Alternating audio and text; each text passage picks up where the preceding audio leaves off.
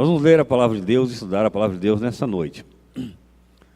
Como eu disse para os irmãos, é interessante que você, se ainda não leu, leia o que Jesus falou sobre a igreja e leia o que os primeiros cristãos entenderam do que era a igreja.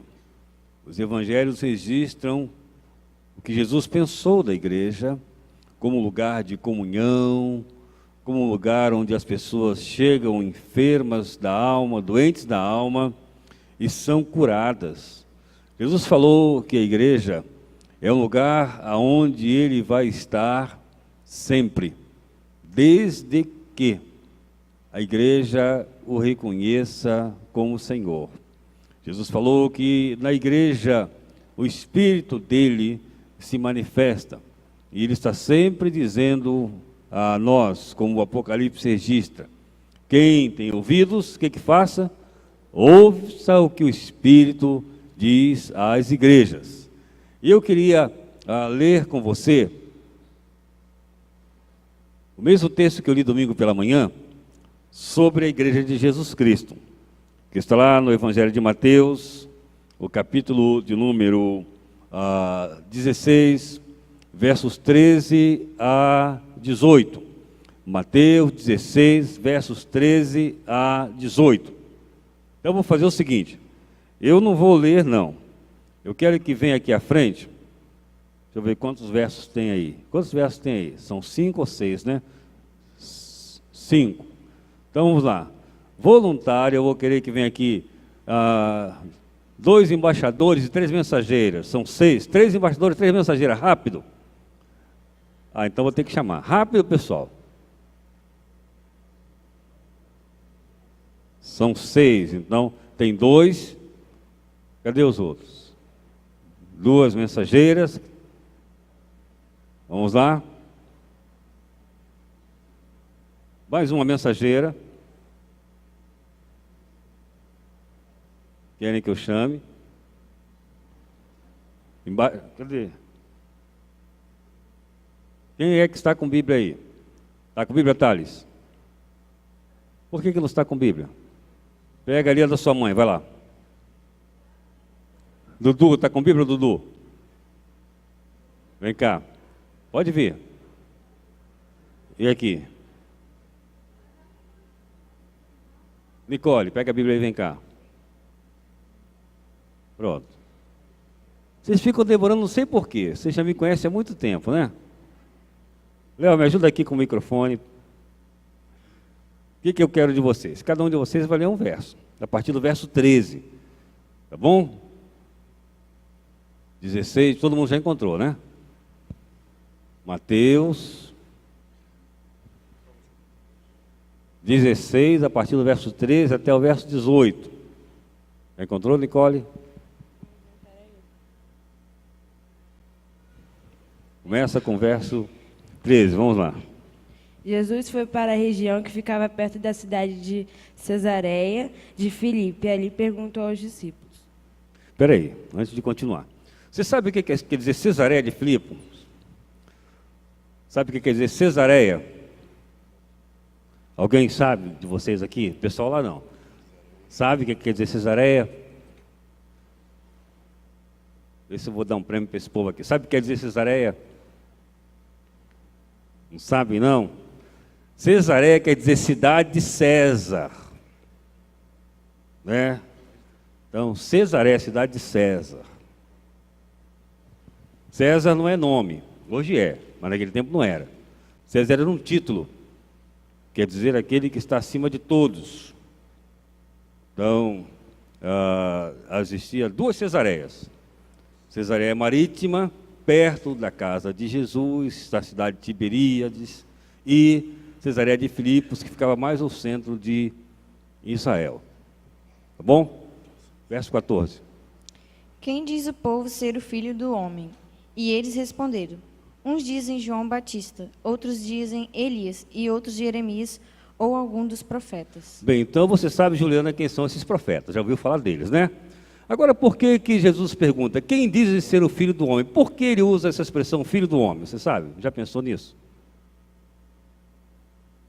A mensagem de Deus para os homens? Não. Por que que Jesus disse assim? Por que que Jesus diz que dizem ser o filho do homem?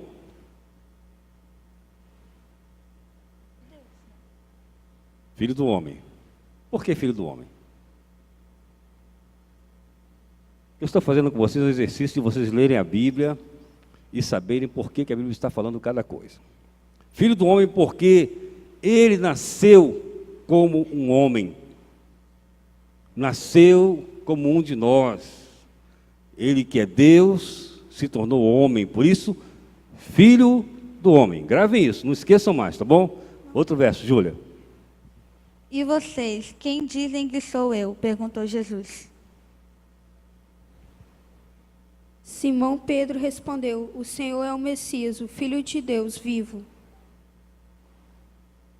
Então Jesus lhe afirmou: Bem-aventurado és, Simão Bar-Jonas, porque não foi carne e sangue que tu revelaram, mas meu Pai que estás no céu.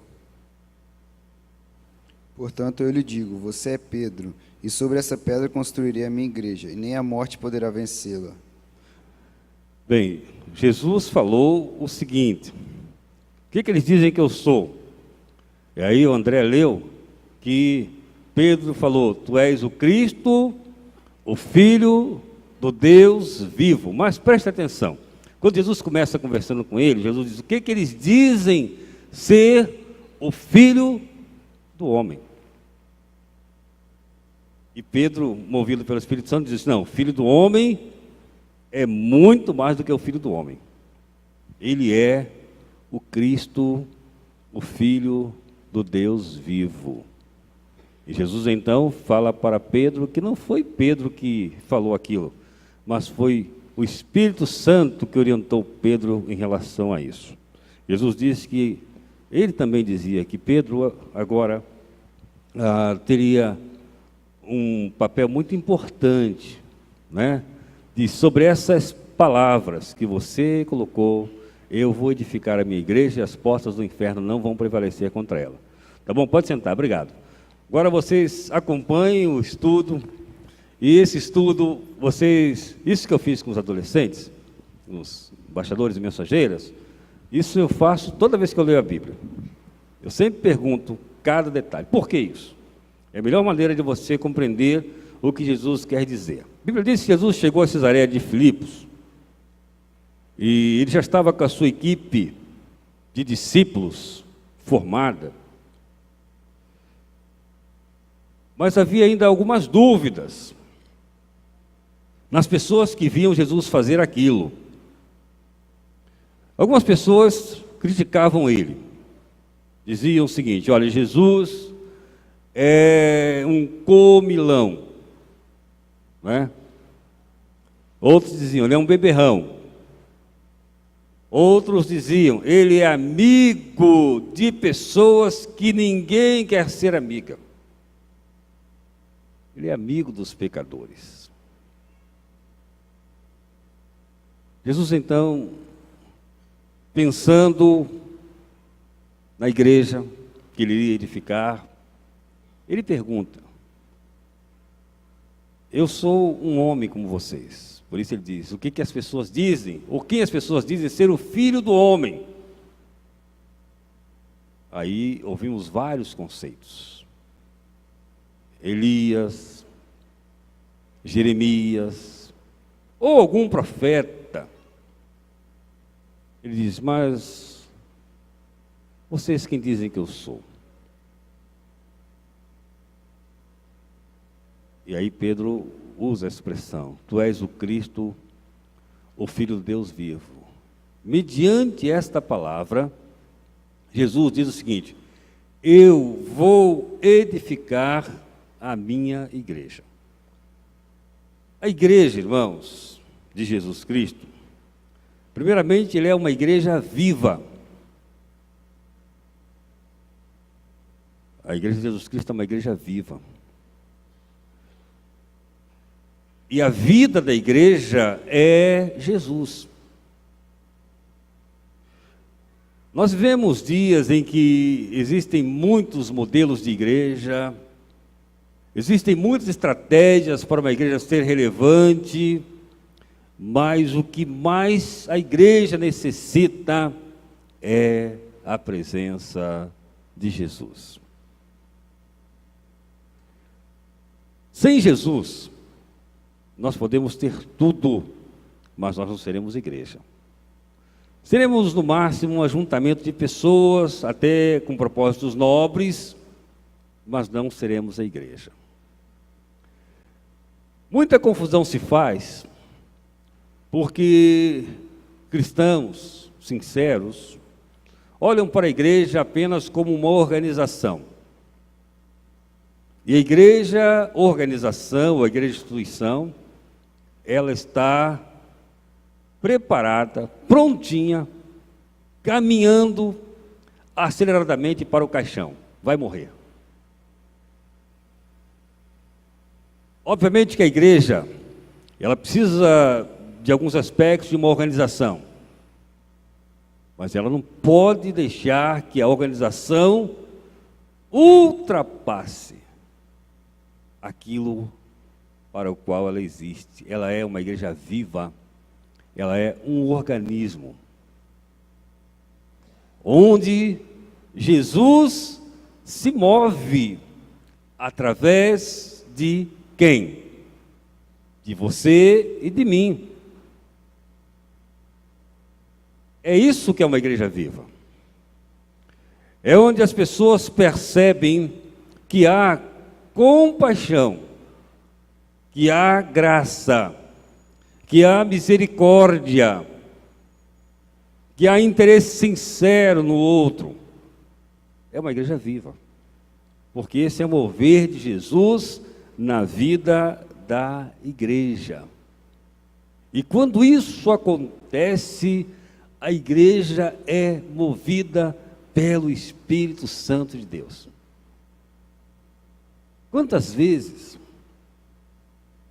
as situações que nós não alcançamos como igreja, porque nós estamos muito mais focados no princípio da organização, da instituição, do que na realidade que nós somos um organismo vivo com a presença de Jesus. Irmãos, eu sou pastor há alguns anos, e Deus já tem me ensinado muitas coisas sobre igreja. Já vivi alguns desafios muito grandes. Por exemplo, quando eu era pastor no Rio de Janeiro, na Igreja Batista da Penha, vivi um desafio que eu pensei que nunca eu fosse sair dele. O Rio de Janeiro é um lugar onde tem muitas coisas boas e ruins. E uma das coisas boas é que o povo realmente tem muita receptividade para o Evangelho. E na igreja onde eu era pastor, a Igreja da Penha, chega um momento onde multiplicavam-se muitas conversões. Para os irmãos terem uma ideia, o tempo era pequeno, era talvez a terça parte desse. Chegou um momento quando dava domingo, os crentes ficavam do lado de fora da igreja e só ficava visitante. Uma coisa impressionante. Aí tivemos o desafio de construir um novo templo. E fomos construir um novo templo. E foi um momento muito difícil, mas Deus nos abençoou e foi construído um templo bem grande, não é? Quem conhece o templo da Igreja da Penha, ele dá sentada hoje 1.200 pessoas, ou seja, quase 3 vezes mais do que aqui. Uma igreja muito grande. Mas quando estávamos em meio àquela construção, e o povo ia se convertendo, a igreja ia crescendo, e chegou um momento que a gente não tinha mais de onde conseguir nada para acabar a igreja. Aí reunimos, como uma organização que somos, com a diretoria, com a liderança da igreja, e um membro da igreja falou o seguinte, lembro como se fosse hoje, nós precisávamos, para terminar aquela etapa e fazer a igreja em condições de ser usada mesmo, uma faixa de... não era muito dinheiro, quer dizer, para mim era muito, né? Naquela época era a faixa de uns $10.000. E não tinha como conseguir isso. E um membro da igreja, ele havia recebido uma indenização muito grande, e ele disse o seguinte, ele era um homem de finanças. E ele disse o seguinte, na reunião, eu vou emprestar para a igreja esse valor em dólar. Em real, mas em dólar. E a igreja me paga quando puder em dólar. Bem, parecia a solução de Deus, né? Todo mundo ficou feliz com a reunião, está resolvido o problema. A organização. Mas a igreja organiza o vivo, irmãos. Fomos para a assembleia da igreja, um domingo de manhã. Estava tudo certo. Foi apresentada a proposta, houve apoio. Quando a gente ia votar, levanta-se uma irmã que nunca tinha falado em assembleia da igreja, diz, pastor, peço a palavra. Eu disse, eu queria fazer uma proposta. E eu pensei, bom, a proposta já foi feita, irmão, nós temos que votar. Eu disse, não, mas não é essa proposta que eu estou a fazer, não. Eu queria fazer uma proposta, pastor, e a proposta é o seguinte, a nossa igreja não é de Deus? Eu falei, é. Deus não é o Senhor dos recursos? Eu falei, é. Ela falou assim, então vamos fazer a seguinte proposta, pastor, eu vou fazer uma proposta para a gente não pegar esse empréstimo, não. Irmãos, eu confesso para vocês que dali, da direção ali para aquela irmã, eu falei assim, o que essa irmã foi arrumar com a gente? A gente é humano, né? Pensei, essa mulher não sabe o que está falando. Era uma pessoa que morava na Vila Cruzeiro, e ela criava porcos e os abatia para vender na feira, livre. E ela disse, eu proponho que a igreja não pegue esse empréstimo e que a igreja levante esse dinheiro. Bem, eu fiquei meio sem saber o que fazer, uma outra pessoa falou assim, eu apoio. Temos 2 propostas na casa, vamos votar. Eu falei, não tem problema. Eu pensei comigo, vamos votar. O pessoal da liderança sabe que a situação é difícil, ela vai perder. A gente às vezes é bobo, né? Mas aí quando eu falei, vamos votar, ela pediu assim, pastor, antes de votar, vamos orar? Olha só, irmãos. Oramos. Vamos votar. Votamos. A igreja decidiu não pegar o empréstimo. E a irmã disse o seguinte, pastor, como eu propus, vocês sabem que eu vendo porco, né? E eu tenho lá 18 porcos. Vou vender só um para mim, os outros eu vou vender para a oferta da igreja. Irmãos, aquilo mexeu com a igreja. Impressionante aquilo. Nunca esqueci essa experiência. A igreja se mobilizou. Aquilo que a gente imaginava que não era possível, aconteceu. A igreja levantou os recursos. Mas a história não estava completa. Um mês depois, o governo, nessas situações de governo, o dólar triplicou de preço. O que eu quero dizer para os irmãos sobre isso é o seguinte, a gente precisa aprender que a igreja de Deus não é uma empresa. A igreja de Deus é uma igreja viva. E a vida na igreja está em Jesus. Quantas vezes uma pessoa que a gente pensa que não tem a resposta, Deus está dando a resposta através daquela pessoa.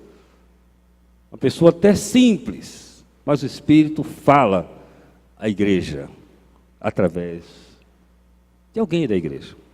Eu creio assim. Jesus disse que a sua igreja é viva. Nós precisamos crer nisso. As possibilidades da igreja são infinitas quando nós cremos numa igreja muito mais organismo, vida, do que uma igreja organização. Jesus disse que a igreja tem uma finalidade. A finalidade da igreja, ele disse, eu vou edificar a minha igreja. Para que ele vai edificar a igreja? Ele edifica a igreja para que a igreja o adore.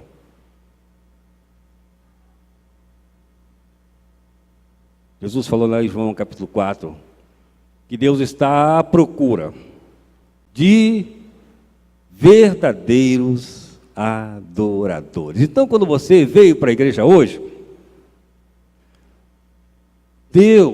você veio aqui para cultuar Deus, mas antes de você vir buscar Deus, Deus está buscando você. Deus conhece cada um de nós. Deus está nos buscando para a sua igreja para quê? Para que nós o adoremos. A finalidade da igreja primeira é a adoração. Muita gente confunde adoração. Pensa que a adoração é estar louvando a Deus. É parte da adoração. Pensa que a adoração é estar cantando. É parte. Mas a adoração, meus irmãos, é chegar diante de Deus, colocar o nosso rosto no pó e dizer: Senhor, eu não sou nada, mas tem misericórdia de mim. Eu quero ser útil ao Senhor. Eu quero entender essa obra extraordinária, a obra da igreja viva. Essa igreja, ele falou, as portas do inferno não prevalecerão contra ela. Porque igrejas surgiram depois dessa palavra de Jesus. Por exemplo, a igreja de Jerusalém,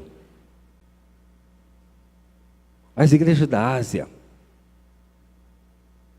todas acabaram. Por que acabaram? Porque eram organização mais do que organismo. Era uma estrutura mais do que a vida. O Senhor quer uma igreja viva, que o adore e que cumpra o projeto que Ele deixou para a igreja. Ir por todo mundo, pregar esse evangelho a toda a criatura. A igreja de Jesus Cristo é governada por Ele. E Ele nos fala como igreja através da sua palavra. Irmãos, quanto mais nós lemos a Bíblia, praticamos o que nela está escrito, quanto mais nós oramos ao Senhor, mais nós somos igreja de Jesus. Às vezes nós nos preocupamos tanto com a programação da igreja, por isso tem tantas programações na igreja, esquecemos que para a igreja tem um programa, para o discípulo tem um programa: conhecer a palavra, praticar a palavra e orar ao Senhor. Estava compartilhando com o nosso pequeno grupo na segunda-feira uma experiência que surgiu no pequeno grupo do ano passado.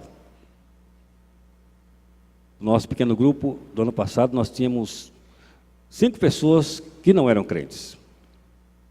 E diante de uma lição das que o Bruno escreve para nós, falava sobre a questão de reconciliação, perdão, alguma coisa assim. E uma pessoa do grupo foi muito impactada com aquela lição. E ele disse o seguinte: olha, eu tenho uma pessoa que eu preciso pedir perdão, porque nós nos afastamos, éramos amigos como irmãos. Mas já tem 15 anos que eu não vejo essa pessoa. Não sei onde está, não sei onde mora, não sei para onde foi. E eu preciso pedir perdão a essa pessoa. Quero acertar com essa pessoa. Esse homem já estava no caminho da conversão. Esse nosso pequeno grupo. E nós resolvemos orar naquele dia, naquela noite. Porque Deus sabe de tudo. E nós oramos. Irmãos, na segunda-feira seguinte, aquele homem do nosso pequeno grupo estava transformado.